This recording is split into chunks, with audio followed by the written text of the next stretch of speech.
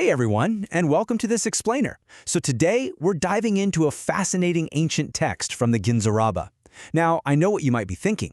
Ancient text, right? How does that relate to me? But what's actually wild here is how perfectly this story breaks down the exact things we deal with today.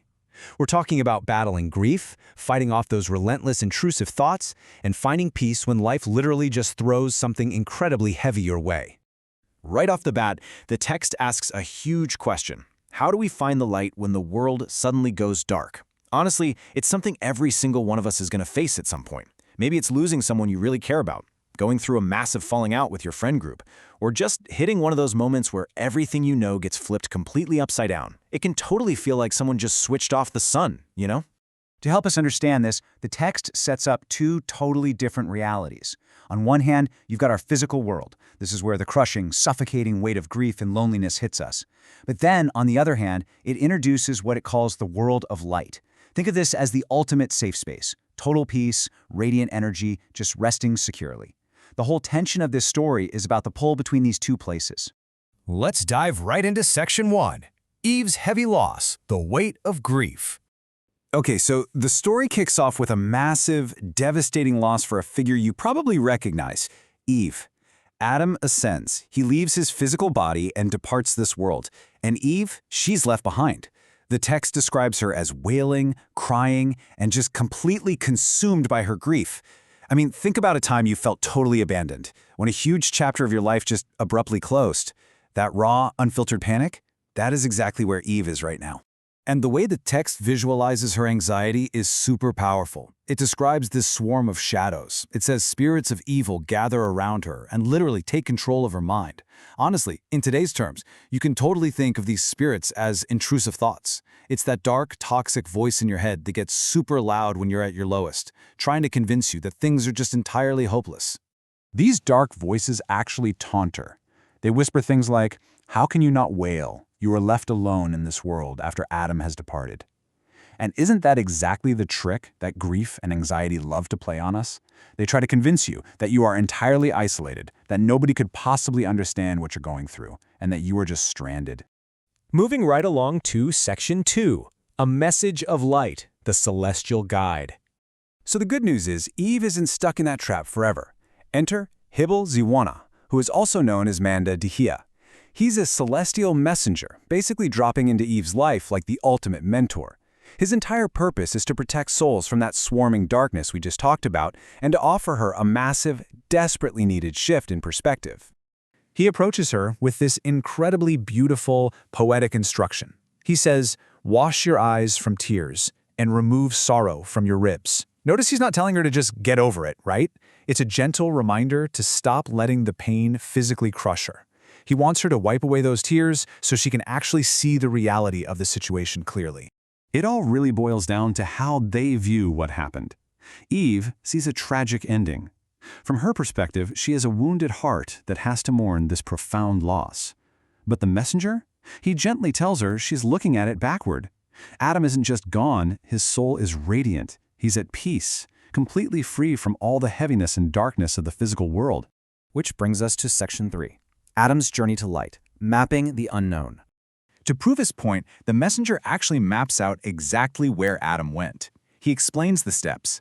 Adam was guided safely past all earthly hatred, taken to the station of Abatur, led across the dividing waters, and finally placed in these brand new, enduring mansions of light. It's kind of like watching someone level up in a game, safely moving out of a chaotic, dangerous zone and being placed into a protected, peaceful sanctuary.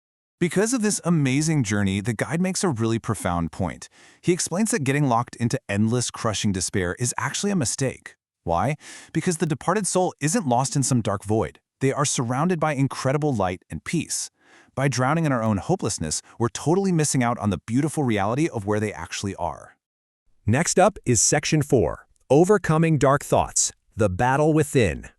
Hearing all this sparks a massive change in Eve. Empowered by this completely new perspective, she literally steps out of her darkness. The text says she emerges from her sorrow, raises her voice in praise, and the light finally returns to her sky. It just goes to show how changing your viewpoint is what actually lifts that crushing weight off your chest.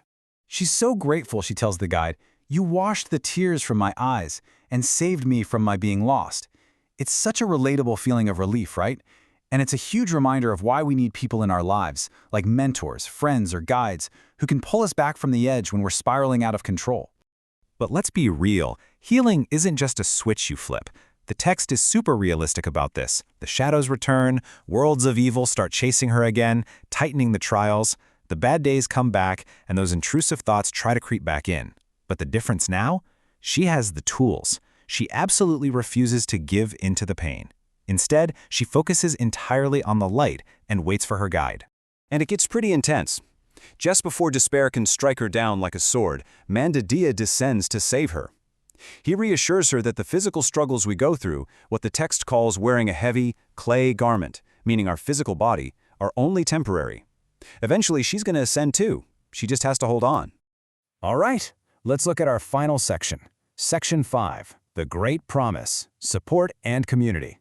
This is where this ancient text drops a literal blueprint for us today. The messenger makes a massive promise. He vows to protect the innocent. He even specifically mentions a young figure named Shittal, assuring them that they aren't alone. It's this rock-solid guarantee that no matter how dark life gets, there's a safety net and a promise that everyone will eventually return to the Creator's land. But the messenger doesn't just leave them hanging. He leaves us with some homework. We are instructed to encourage one another, support each other through our worldly trials, and instead of endless mourning, to actually rejoice for lost souls. Guys, this is basically an ancient call for community mental health support. We are meant to be each other's guides through the dark times. It all really boils down to this one super direct quote from the text. Let the children of Adam encourage and support one another. When those shadows swarm, when your anxiety spikes, you have to lean on your squad. You support your community. Because that is exactly how we survive the heavy things in this world. To sum all this up, this story from the Ginza Rabba is honestly a masterclass in shifting our perspective. It teaches us to turn our despair into joy, knowing for sure that those we've lost are safe in the light. And while we are still here, dealing with the heaviness of our own clay garments, we absolutely must stand together. So, I want to leave you with this final thought to chew on. Who in your life can you encourage and support today as they face their own darkness? The ancient wisdom here is crystal clear. Don't wait for the shadows to overwhelm someone you care about. Be their guide, bring the light, and stand together. Thanks so much for hanging out with me for this explainer, and I challenge you to put this into practice right now, today.